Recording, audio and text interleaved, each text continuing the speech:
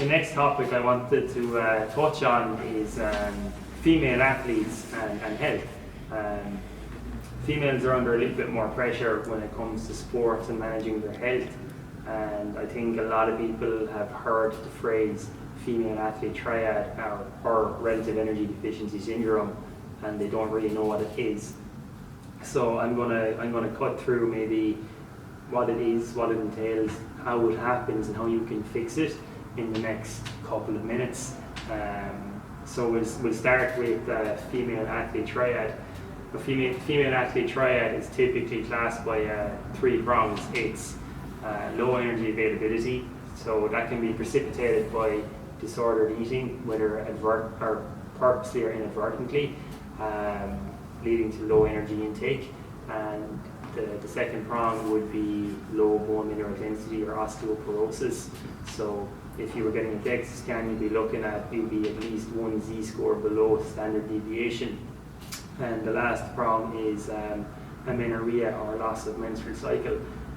Menstrual dysfunction is very, very common in female athletes. You're much more likely as an athlete to have menstrual dysfunction than you are as, say, a non-athlete or from non-athletic populations. So in a quick bundle, what female athlete triad entails: low bone mineral density, low body weight, low energy availability, and loss of menstrual function. So how does it happen? Usually it's when female athletes, they have high training loads and they have low energy intakes. That's the main driver. So it's a little bit complex, and these 3 pathways, they overlap quite a lot, and it's a vicious cycle actually when it gets going. If you have an athlete, say, who has a high training load and they're not getting enough food in, it's usually carbohydrates or fats that are going to be cut out, sometimes from beliefs that, I can't have carbohydrates or I'm going to gain weight, or eating fat causes me to be overweight. And it can be driven by sometimes a pathological cultural norm or social expectations. So if the energy intake is below 30 calories per kilogram of fat-free mass, that is when an athlete is going to start having some metabolic repercussions. And typically what it looks like is a drop in estrogen, elevated cortisol levels, and perturbations to their leptin hormone.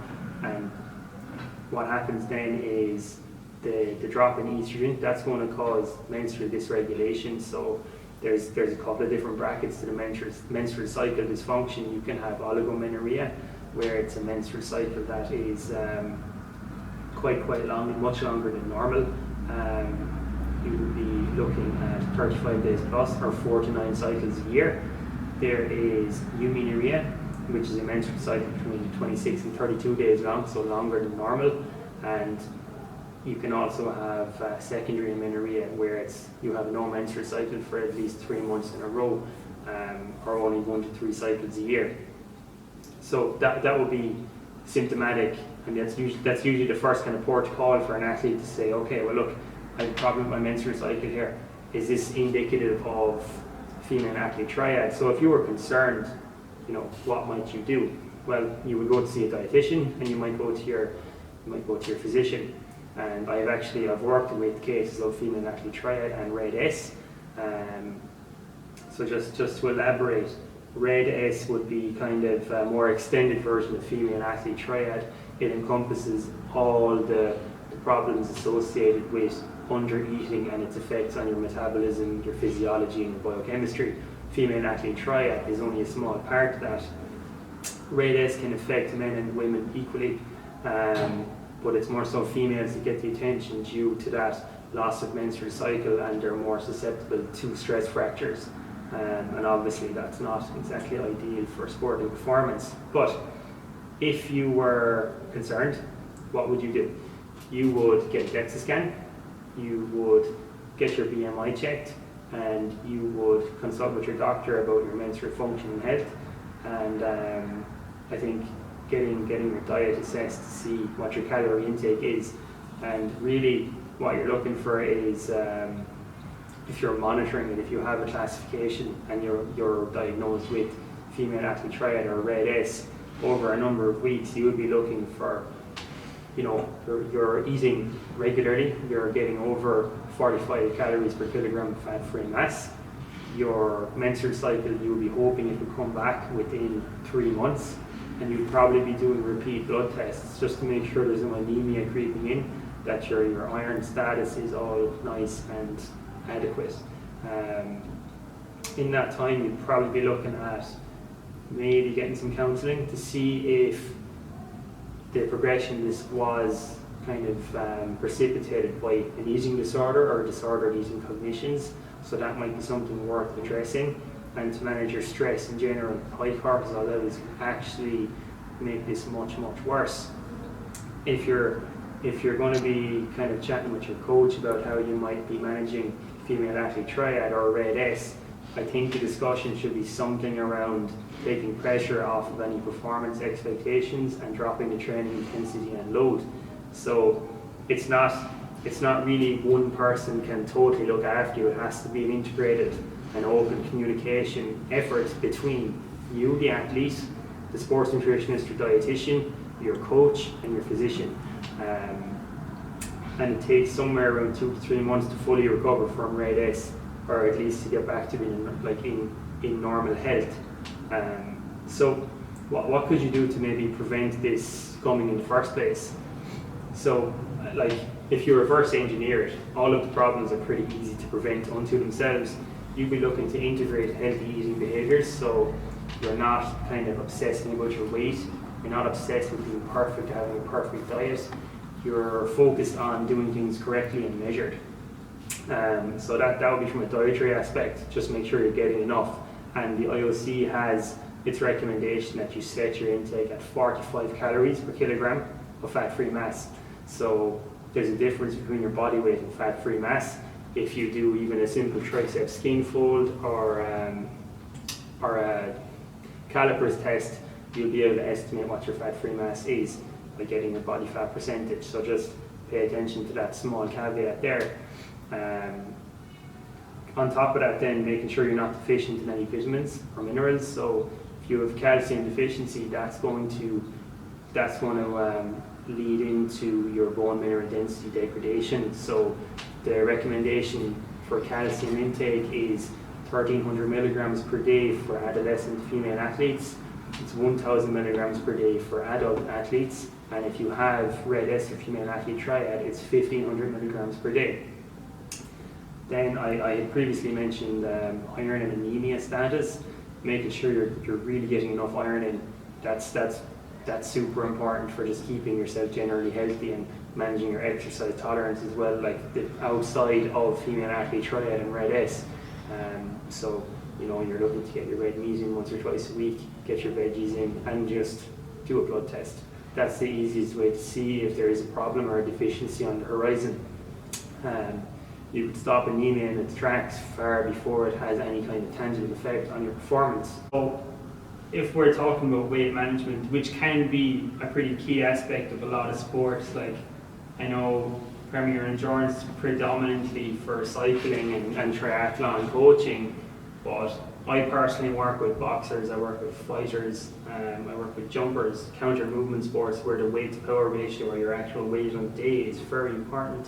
And a lot of those are female athletes, and I get that they find it difficult sometimes to come to terms with the idea of I need to be X weight, but I also need to eat a lot of food to support what I'm doing.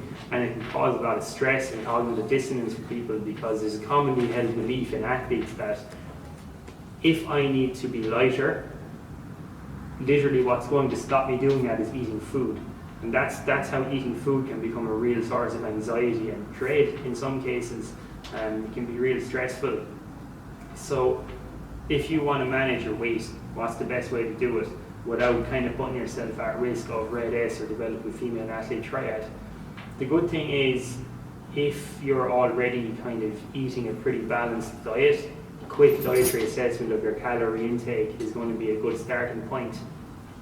If you drop below 30 calories per kilograms of fat-free mass and you have a high training load, within 3 days, if you're a female, you start to get suppression in luteinizing hormone and its pulsatility, which is going to immediately start the domino effect on your menstrual cycle and menstrual health. If that continues or persists, That's going to lead to problems with your estrogen. That's going to also then lead to bone demineralization in the long run.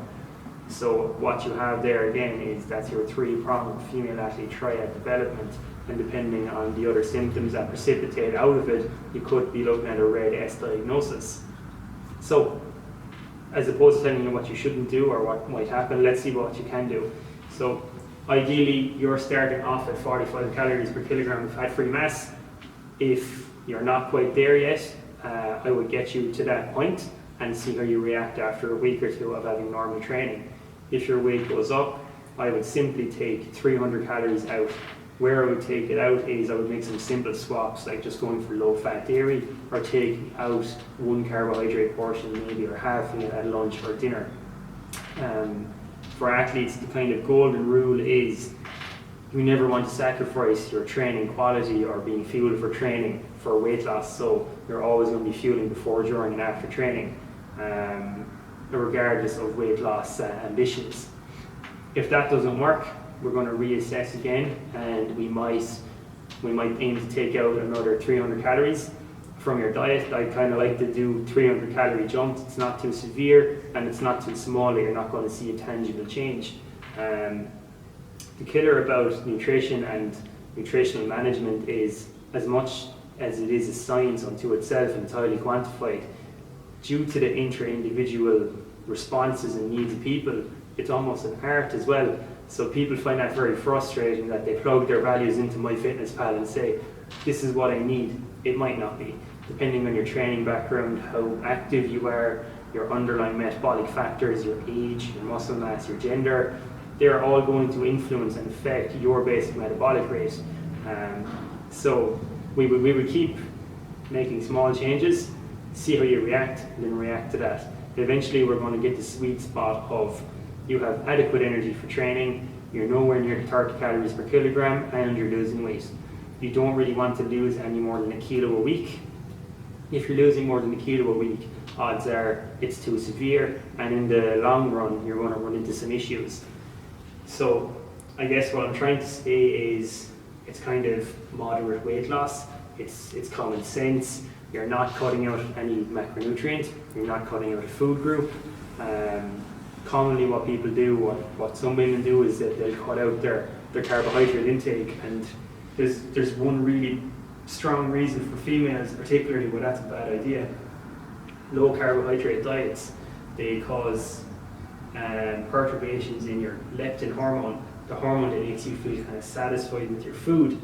Turns out there's also leptin receptors in your bones, so if your energy intake is too low or you're on a really low carbohydrate diet, it's actually hypothesized that in itself can interfere with bone metabolism and bone turnover, which is really interesting.